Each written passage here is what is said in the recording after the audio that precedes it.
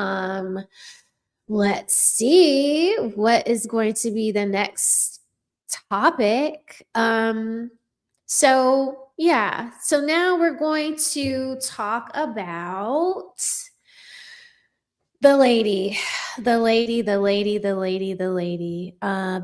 was trying to beat up her boyfriend back in 2023. Okay. So this is another uh, news article. Well, actually, I'm going to start with the funny, the clip of the lawyer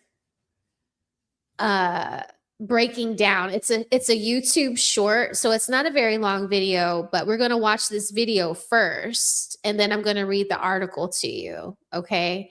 I don't like when it flips me over to the other side because it's like I need to see it on this side. Anyway, okay. So this is going to make y'all laugh. So hold on to your seats, okay? Listen to this. So as the lawyer's talking, you're going to be seeing the video that the husband took that ended up getting this woman in all this legal trouble, okay? If you don't know who we are about to talk about, let me give you a brief rundown of this lady, okay? She was on the Mormon show, right? She was on that Mormon show. Let's see, what was the name of the show? Oh, okay. So she was on the Secret Lives of Mormon Wives. That's the name of the show, okay? And it was about relationship drama and swinging scandals and breakups and fights and reality. It was just a reality TV show, okay? And the lady was like one of the more popular ones, but she got in trouble because she did this, okay? So here we go. Watch this video. Mortensen are in a brutal court battle. And in a massive update, Mortensen just got a temporary restraining order against her. But before people start taking his side over hers, a TRO is very, very easy to get. And it can even be done ex parte, meaning only one side shows up to court. It's basically the judge saying better safe than sorry. All they do is really need to read the allegations, and if they think it's strong enough, we'll just do it. Okay, so do y'all see what's going on here? Do y'all see what's going on? Like, she looks inebriated. Like, maybe she drank too much or something is going on. But look, they're talking to the police. You see, they went from fighting each other. The police came. Now they're standing outside the house talking to the police. This is like body cam footage. God forbid all the allegations are true. But very, very soon there'll be a real hearing where both sides of the facts are brought forward. Both sides are able to plead their case. And then that's when the actual determination is made. Taylor Frankie Paul and her ex Dakota Mortensen are in a brutal court battle. And in a massive update, Mortensen just got a temporary restraining order against her. But before people start taking his side over hers, the dude got the temporary restraining order, because you see what she's doing here. Very easy to get. And it can even be done ex parte. Okay, so yeah, so that got her in trouble. She ended up losing custody of her kid. Or not losing custody of her kid. I'm sorry, I misspoke. She ended up losing the right to see her kid without supervision, as her and her husband were getting a divorce. He had physical sole custody of the kid, and she had visitation that had to be monitored. Okay. So now I'm going to share this screen that just kind of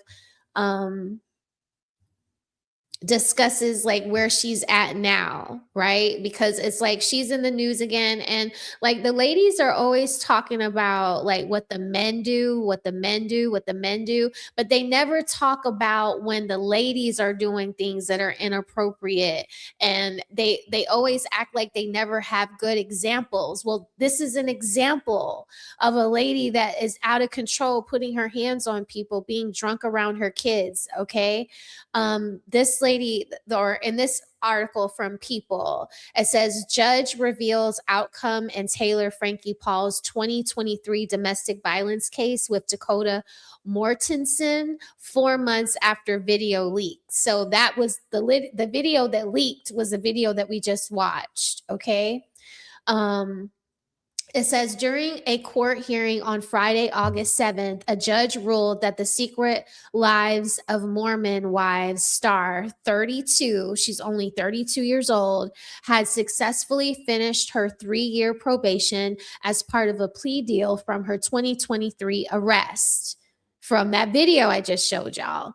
As a result, the judge amended Paul's aggravated assault felony charge to a Class A misdemeanor. Paul's attorney, John Williams, attended the ruling on her behalf as the influencer was not present. So she wasn't at court, but she ended up, because she served her probation and didn't get into any trouble, the judge reduced the felony charge to a misdemeanor. And she wasn't even humble enough to show up. If I was this dude, I would be really afraid. Okay. I would be really afraid. I mean, because, okay. Paul was arrested in 2023 for an incident, the video that I just showed you, where she was throwing metal chairs at her ex-boyfriend, Dakota Morrison, while her then 5-year-old daughter, Indy, was in the room. Paul pled guilty to obeyance to aggravated assault, which meant that if she complied with the conditions of the plea, the charge would be dismissed.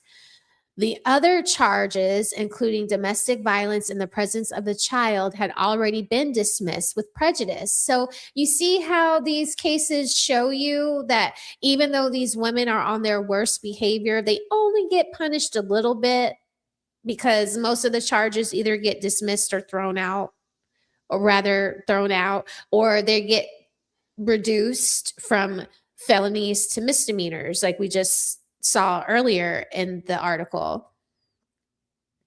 It says People has reached out to a rep for Paul over the last 6 months. Paul and Mortensen, who share a 2-year-old son, Ever, have been entangled in an ongoing legal battle stemming from a pair of domestic violence investigations opened by Utah police departments in February. So these two hate each other. They can't get over the fact that neither one of them want the other. And so now everything is a battle, and there's a child in the middle of it. Poor kid. Okay.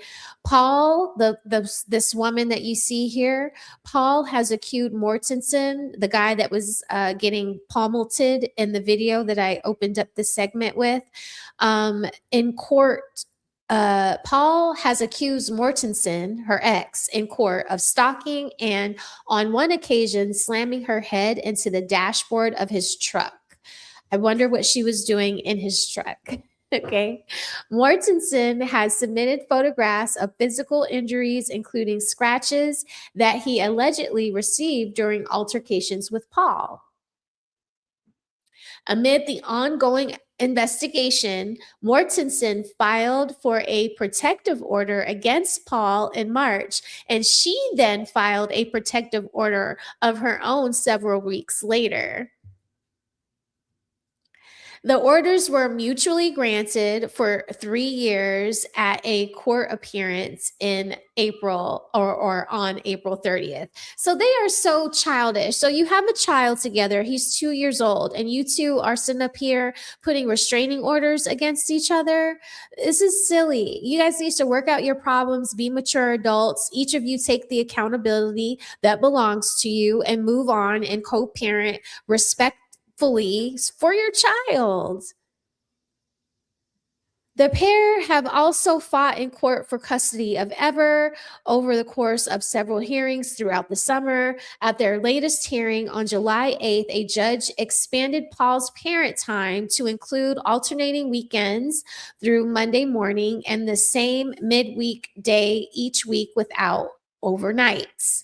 Paul is also the subject of a petition by Utah's Division of Child and Family Services, which asked a juvenile court in July to find that the 3 children of the reality star, she also shares a daughter, Indy 8, and a son, Ocean 6, with her ex-husband, Tate Paul. are abused, neglected, or dependent. Order protective supervision and appoint a guardian ad litem to represent the children. So wait a minute. So wait a minute. So Utah's Division of Child and Family Services are alleging abuse, neglect, and that the children are dependent. So maybe that, I mean, they're 2, 6, and 8. I don't know. This is like very messy. Like, girl, I would just like take a beat, stop taking these damn pictures, sit your ass down. No more social media.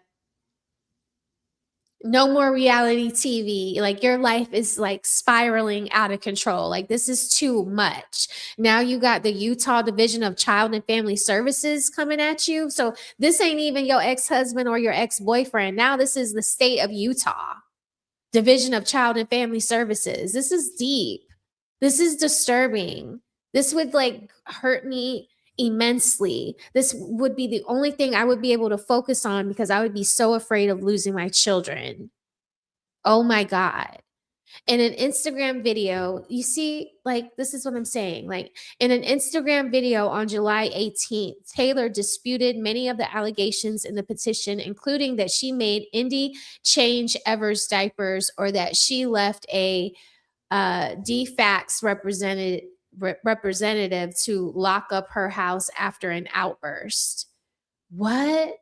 I don't claim to be this mother of the year, she said. I can confidently say if you were to put any of my children up on stand, they're choosing mom and mom's house every time. And I say that with full confidence because I love my children. They know that I love them. Ooh. Ooh. Okay.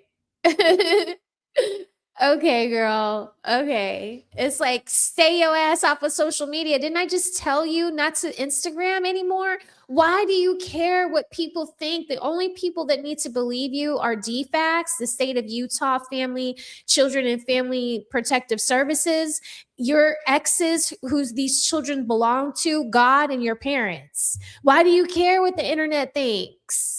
I would not care about I would not be getting pretty to get on camera to make any allegations or deny any allegations against me when it comes to my children. At this point, it has gone so far and this is so serious that this requires your full undivided attention, and social media should not be a part of it.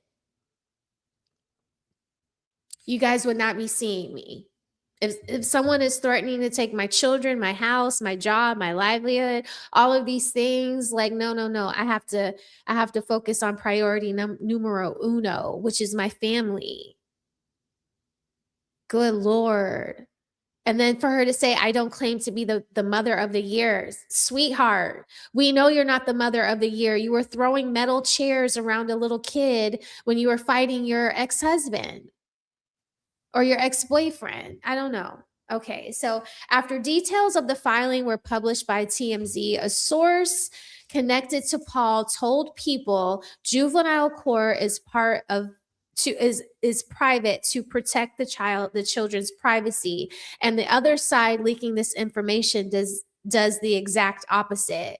It speaks to the motivations here. Someone is clearly acting in their own interest, not the children's. The source also claimed that the report leaves out DFAC's documented concerns about the other side, which are on record in district court with the law and with law enforcement, they added. The juvenile court will weigh all of that in full. So the person speaking on behalf of this woman up here is saying that DFACS also knows about the baby daddy and they know about the allegations that she put against the baby daddy. Again, another example of this woman who's had 3 failed relationships. She's 32 and she doesn't seem to understand or believe that she's ever going to hit the wall and that she can be childish and narcissistic and be self-grandizing. for forever. And that just is not the case, sweetheart. You're gonna end up learning the hard way. Okay. So pray for this lady, Taylor Frankie Paul. She is a hot mess, and we're just gonna leave it at that. Hopefully, she can pull her life together and keep it together and keep all of this drama off of social media, because I don't think it's worth it. The kids are young now, but they're going to grow up, and they're going to grow up to understand why mom is famous. And I would be so embarrassed and mortified if my son found out that the reason why I'm famous is because I was on some dumb shit. Like, period. I would be mortified of that. Okay.